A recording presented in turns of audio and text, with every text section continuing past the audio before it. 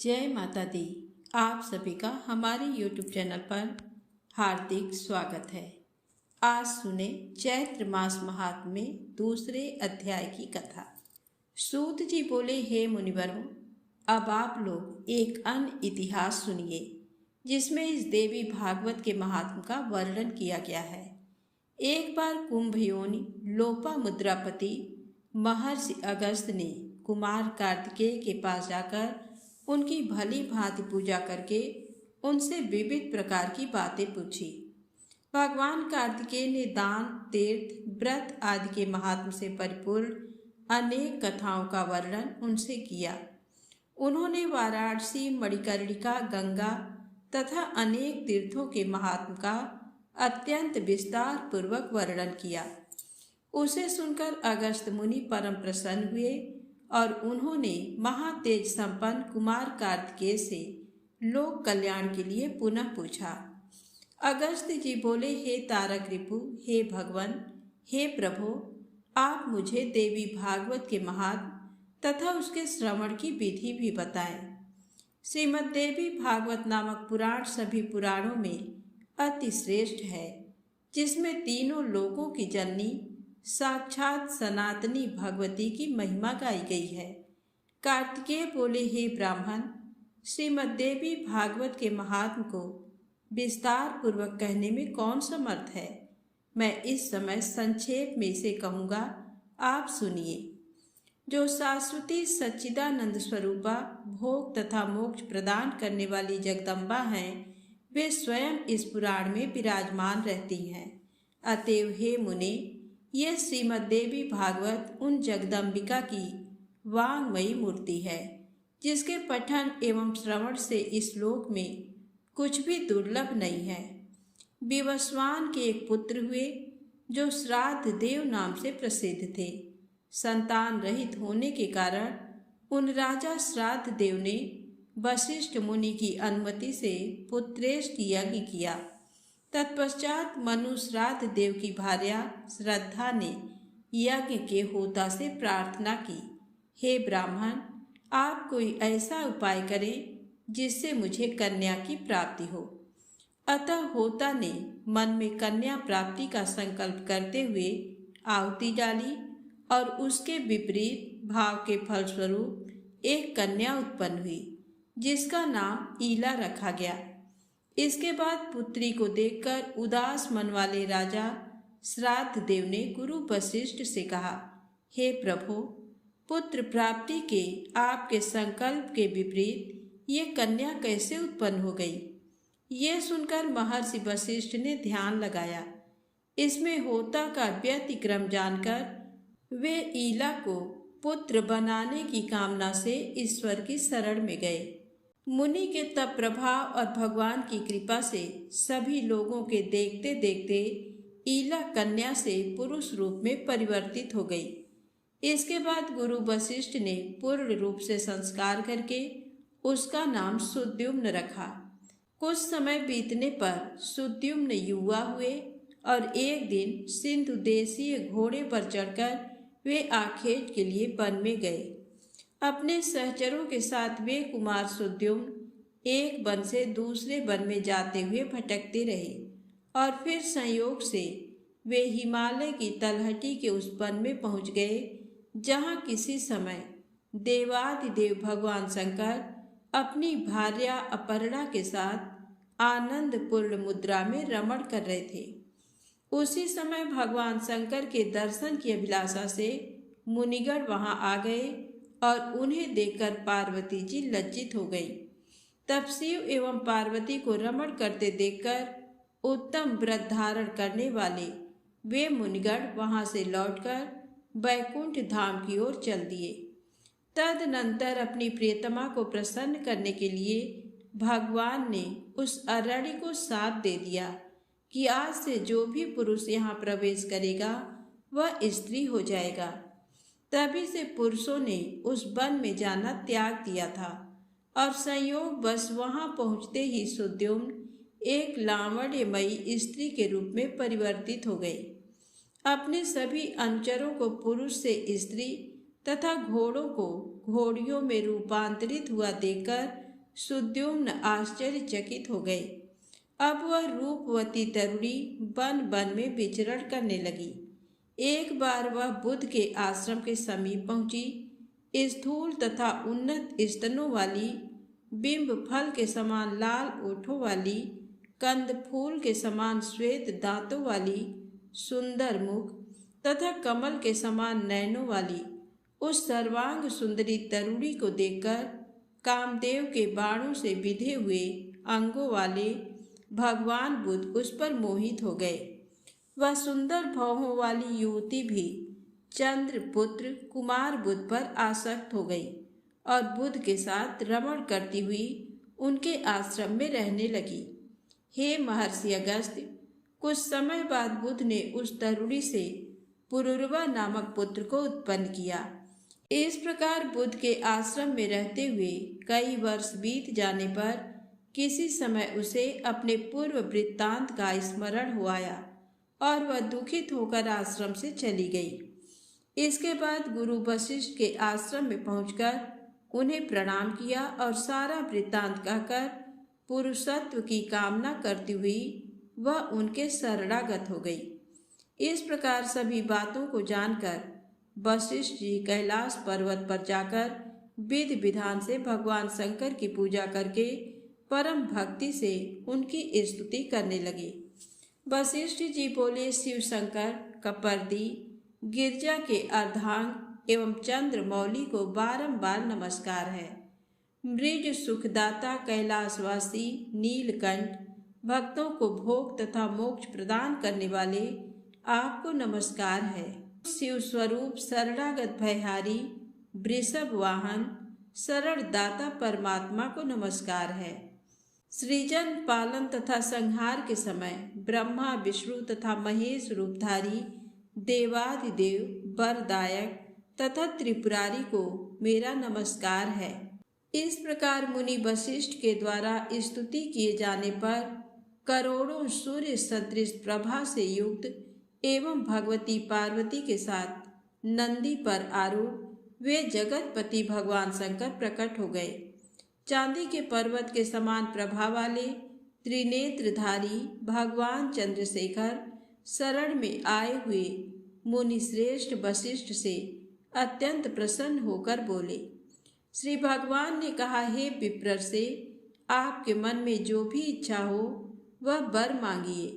उनके इस प्रकार कहने पर गुरु वशिष्ठ ने प्रणाम करके ईला की पुरुषत्व प्राप्ति के लिए उनसे प्रार्थना की। इसके बाद प्रसन्न होकर शंकर जी ने मुनि श्रेष्ठ वशिष्ठ से कहा कि 1 मास तक वह पुरुष रूप में तथा 1 मास तक नारी रूप में रहेगी। इस प्रकार शिव जी से वर प्राप्त करके महर्षि वशिष्ठ ने वर प्रदान करने के लिए सदा उत्सुक रहने वाली जगदम्बिका पार्वती को प्रणाम किया। करोड़ों चंद्रमा की कला कांति से युक्त तथा सुंदर मुस्कान वाली भगवती की सम्यक पूजा करके सदा के लिए ईला की पुरुषत्व प्राप्ति की कामना से वशिष्ठ जी श्रद्धा पूर्वक उनकी स्तुति करने लगे। हे देवी, हे महादेवी, हे भक्तों पर कृपा करने वाली भगवती, आपकी जय हो। हे समस्त देवों की आराध्य स्वरूपा और अनंत गुणों की आगार, आपकी जय हो। हे देवेश्वरी, हे शरणागत वत्सले, आपको बार बार नमस्कार है। हे दुखारिणी, हे दुष्ट दानवों का नाश करने वाली भगवती, आपकी जय हो। हे भक्ति से प्राप्त होने वाली भगवती, हे महामाये, हे जगदम्बिके, हे भवसागर से पार उतारने के लिए नौका स्वरूप चरण कमल वाली, आपको नमस्कार है।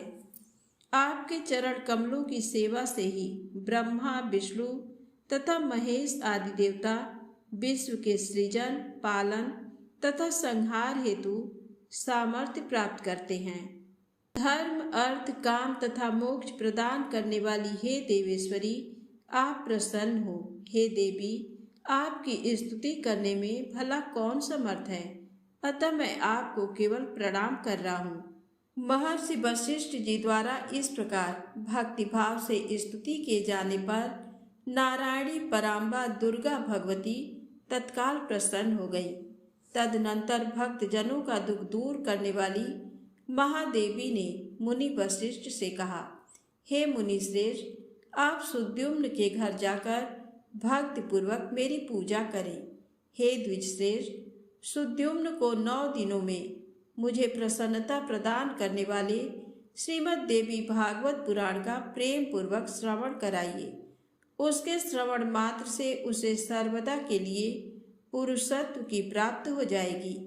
ऐसा कहकर भगवती पार्वती तथा भगवान शंकर अंतर ध्यान हो गए। इसके पश्चात वशिष्ठ जी उस दिशा को नमस्कार कर अपने आश्रम को लौट आए और सुद्युम्न को बुलाकर उन्होंने देवी की आराधना करने के लिए उन्हें आदेश दिया। वशिष्ठ जी ने राजा को नवरात्र विधान के अनुसार श्रीमद् देवी भागवत पुराण सुनाया। इस प्रकार अमृत स्वरूप श्रीमद् देवी भागवत पुराण को भक्ति पूर्वक सुनकर और गुरु वशिष्ठ का पूजन वंदन करके सुद्युम्न ने सदा के लिए पुरुषत्व प्राप्त कर लिया। महर्षि वशिष्ठ ने सुद्युम्न का राज्याभिषेक किया और वे प्रजाओं को प्रसन्न रखते हुए धर्म पूर्वक भूमंडल पर शासन करने लगे। सूत जी बोले, इस अलौकिक एवं विचित्र कथा को सुनकर पुनः सुनने की इच्छा वाले अगस्त्य जी ने बड़ी विनम्रता पूर्वक भगवान कार्तिकेय से कहा। अगस्त्य जी बोले, हे देव सेनापते, हे देव, मैंने ये विचित्र कथा सुन ली। अब आप श्रीमद् देवी भागवत का दूसरा महात्म्य मुझे बताएं।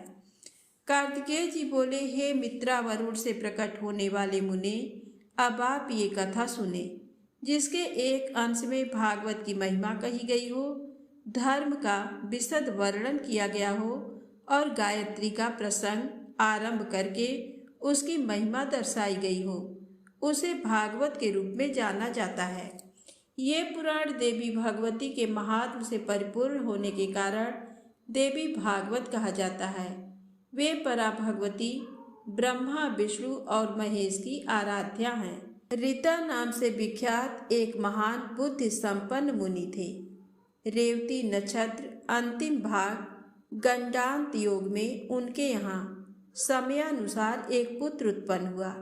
उन्होंने उस पुत्र को जातकर्म आदि क्रियाएं तथा चूड़ाकरण एवं उपनयन आदि संस्कार भी विधि पूर्वक संपन्न किए। महात्मा ऋत्वाक के यहाँ जब से वह पुत्र उत्पन्न हुआ, उसी समय से वे शोक तथा रोग से ग्रस्त रहने लगे और क्रोध एवं लोभ ने उन्हें घेर लिया।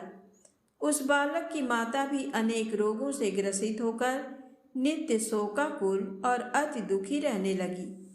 मुनि ऋत्वाक अत्यंत दुखी और चिंतित होकर सोचने लगे कि ऐसा क्या कारण है कि मेरे ये अत्यंत दुर्मति पुत्र उत्पन्न हुआ। तरुणावस्था को प्राप्त होने पर उसने किसी मुनि पुत्र की पत्नी का बलपूर्वक हरण कर लिया। वह दुर्बुद्धि अपने माता पिता की शिक्षाओं पर कभी भी ध्यान नहीं देता था। तदनंतर अत्यंत दुखित मन वाले ऋत्वाक ने ये कहा कि मनुष्यों के लिए पुत्रहीन रह जाना अच्छा है, किंतु कुपुत्र की प्राप्ति कभी भी ठीक नहीं है। कुपुत्र स्वर्ग में गए हुए पितरों को भी नरक में गिरा देता है। वह जब तक जीवित रहता है तब तक माता पिता को केवल कष्ट ही देता रहता है। अतएव माता पिता को कष्ट पहुँचाने वाले पापी कुपुत्र के जन्म को धिक्कार है। ऐसा पुत्र मित्रों का न तो उपकार कर सकता है और न शत्रुओं का अपकार ही। संसार में वे मानव धन्य हैं जिनके घर में परोपकार परायण तथा माता पिता को सुख देने वाला पुत्र हुआ करता है। कुपुत्र से कुल नष्ट हो जाता है, कुपुत्र से यश नष्ट हो जाता है और कुपुत्र से लौकिक तथा पारलौकिक दोनों जगत में दुख तथा नारकी यातनाएं भोगनी पड़ती हैं। कुपुत्र से वंश नष्ट हो जाता है, दुष्ट पत्नी से जीवन नष्ट हो जाता है, विकृत भोजन से दिन व्यर्थ चला जाता है और दुरात्मा मित्र से सुख कहाँ से मिल सकता है। कार्तिकेय जी बोले, हे अगस्त्य जी, अपने दुष्ट पुत्र के दुराचरणों से निरंतर संतप्त रहते हुए मुनि ऋत्वाक ने किसी दिन गर्ग ऋषि के पास जाकर पूछा। ऋत्वाक बोले, हे भगवान, हे ज्योतिष शास्त्र के आचार्य, मैं आपसे अपने पुत्र की दोषशीलता का कारण पूछना चाहता हूँ। हे प्रभु, आप उसे बताएं। गुरु की निरंतर सेवा करते हुए मैंने विधि पूर्वक वेद अध्ययन किया और ब्रह्मचर्य व्रत पूर्ण करके विधि विधान के साथ विवाह किया।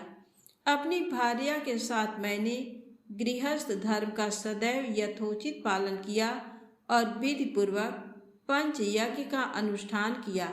हे विप्र, नरक प्राप्ति के भय से बचने के लिए पुत्र प्राप्त करने की कामना से मैंने विधिवत गर्भाधान किया था, न कि वासनात्मक सुख प्राप्ति की इच्छा से। हे मुने, दुखदायी माता पिता के प्रति उद्दंड तथा बंधु बांधवों को पीड़ा पहुंचाने वाला ये पुत्र मेरे दोष से अथवा अपनी माता के दोष से उत्पन्न हुआ। तब ज्योतिष शास्त्र के ज्ञाता गर्गाचार्य ने मुनि ऋत्वाक का ये वचन सुनकर सभी कारणों पर सम्यक रूप से विचार करके कहा। गर्गाचार्य जी बोले, हे मुने, इसमें न तो आपका दोष है, न बालक की माता का दोष है और न तो कुल का दोष है।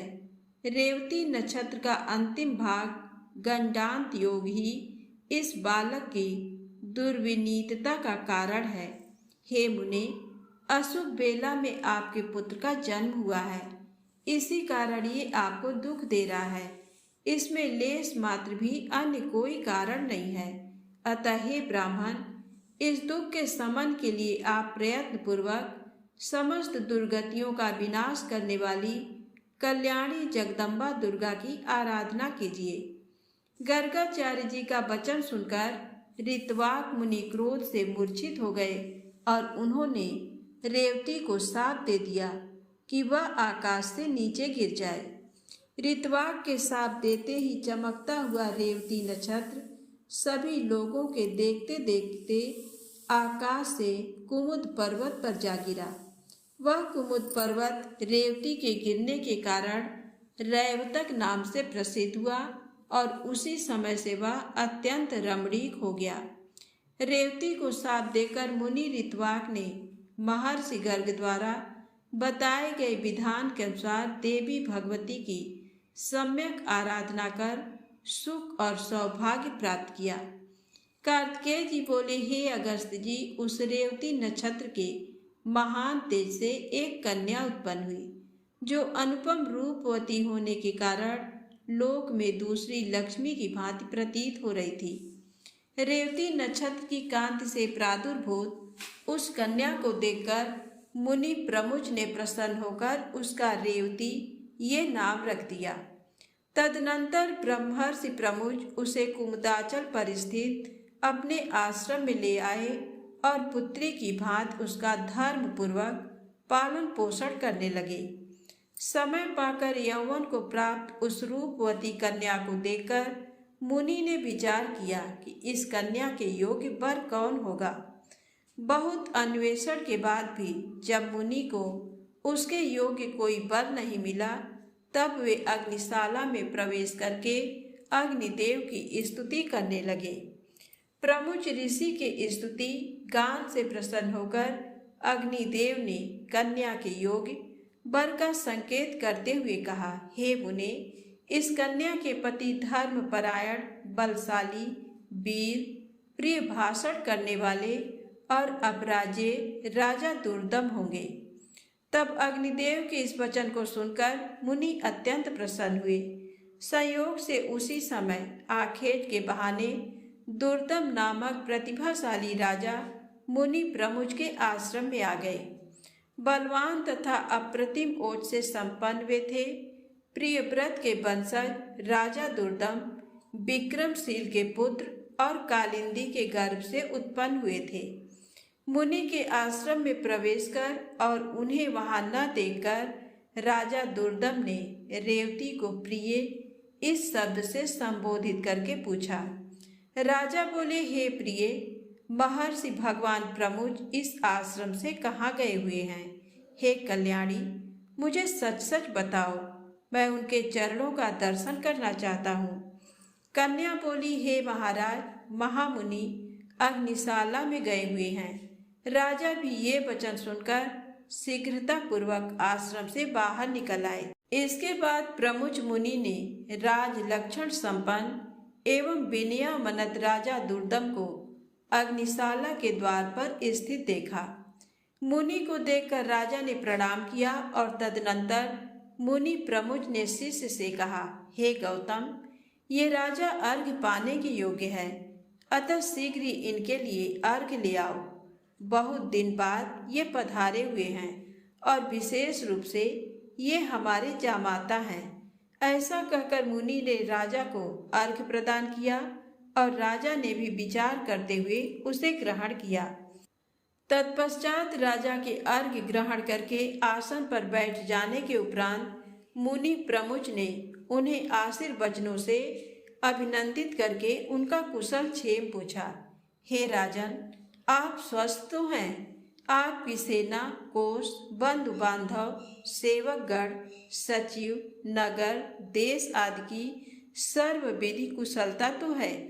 हे नरेश, आपकी भार्या तो यहीं विद्यमान है और वह सकुशल है, अतएव मैं उसकी कुशलता नहीं पूछूंगा। आप अपनी अन्य स्त्रियों का कुशल क्षेम बताइए।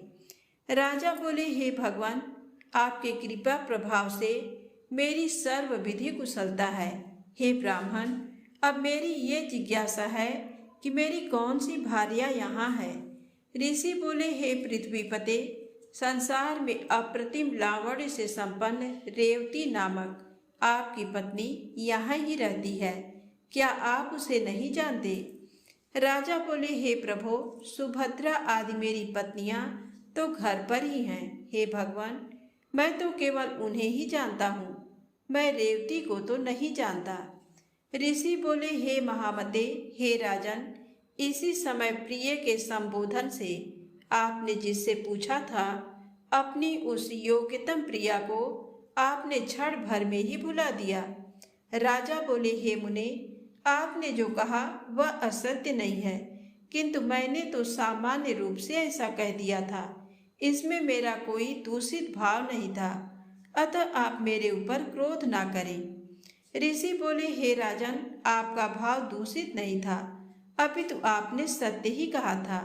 अग्निदेव के द्वारा प्रेरित किए जाने पर ही आपने ऐसा कहा था।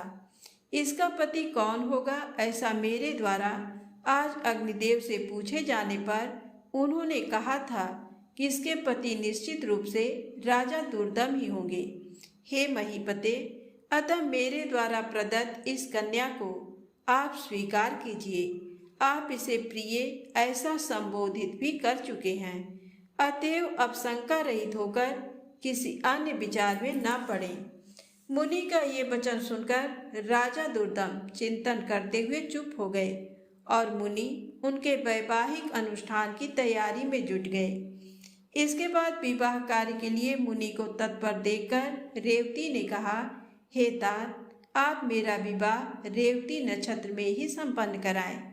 ऋषि बोले, वत्से, विवाह के योग्य अन्य बहुत से नक्षत्र हैं, रेवती विवाह कैसे होगा, क्योंकि रेवती तो आकाश में स्थित है ही नहीं। कन्या बोली, रेवती नक्षत्र के अतिरिक्त अन्य कोई भी नक्षत्र मेरे विवाह के लिए उचित नहीं है, अतः मैं प्रार्थना करती हूँ कि आप मेरा विवाह रेवती नक्षत्र में ही करें।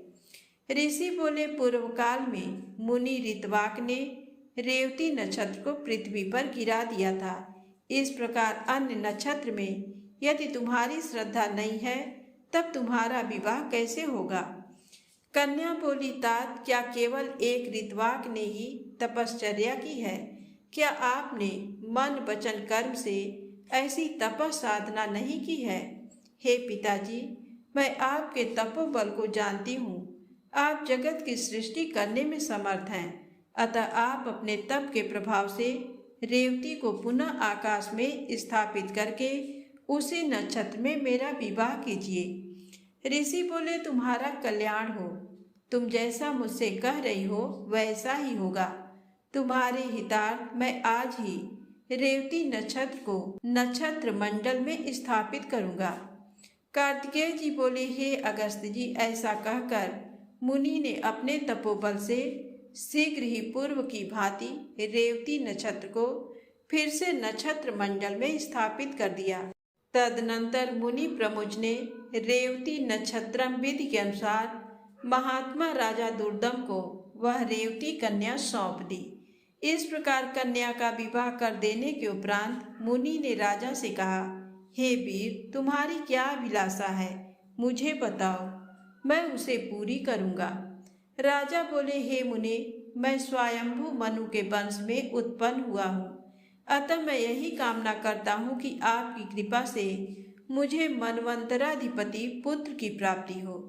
मुनि बोले, यदि आपकी ये अभिलाषा है तो आप देवी भगवती की आराधना कीजिए। ऐसा करने पर आपका पुत्र मनु अवश्य ही मनवंतराधिपति होगा। श्रीमद्देवी भागवत, जो पंचम पुराण के रूप में विख्यात है, उसका 5 बार श्रवण करने के उपरांत आपको मनोवांछित पुत्र प्राप्त होगा। रेवती के गर्भ से उत्पन्न रैवत नाम वाला 5वां मनु वेद वेत्ता, शास्त्रों के तत्वों को जानने वाला, धर्मपरायण तथा अपराजेय होगा। मुनि प्रमुख के इस प्रकार कहने पर प्रसन्न होकर प्रतिभा संपन्न राजा दुर्दम ने मुनि को प्रणाम किया और वे भार्या रेवती के साथ अपने नगर चले गए। महामती राजा दुर्दम ने अपने पिता पितामह से प्राप्त राज पर शासन किया और उस धर्मात्मा ने औरस पुत्रों की भांति अपनी प्रजाओं का पालन किया। एक बार उनके यहाँ महात्मा लोमस ऋषि पधारे। राजा दुर्दम ने उन्हें प्रणाम किया और उनका विधिवत पूजन कर दोनों हाथ जोड़कर कहा। राजा बोले, हे भगवान, हे मुने, यदि आप कृपा करें तो मैं पुत्र प्राप्ति की कामना से आपसे देवी भागवत नामक पुराण सुनना चाहता हूँ। राजा का ये वचन सुनकर लोमस मुनि प्रसन्न हो गए और बोले, हे राजन, आप धन्य हैं, क्योंकि तीनों लोकों की जननी देवी भगवती में आपकी ऐसी भक्ति हो गई है। देव, दानव तथा मानव की आराध्या परा भगवती जगदम्बा में यदि आपकी भक्ति उत्पन्न हुई है तो आपकी कार्य सिद्धि अवश्य होगी। अतएव हे राजन, मैं आपको श्रीमद्देवी भागवत सुनाऊंगा, जिसके सुनने मात्र से कुछ भी शेष नहीं रह जाता, कुछ भी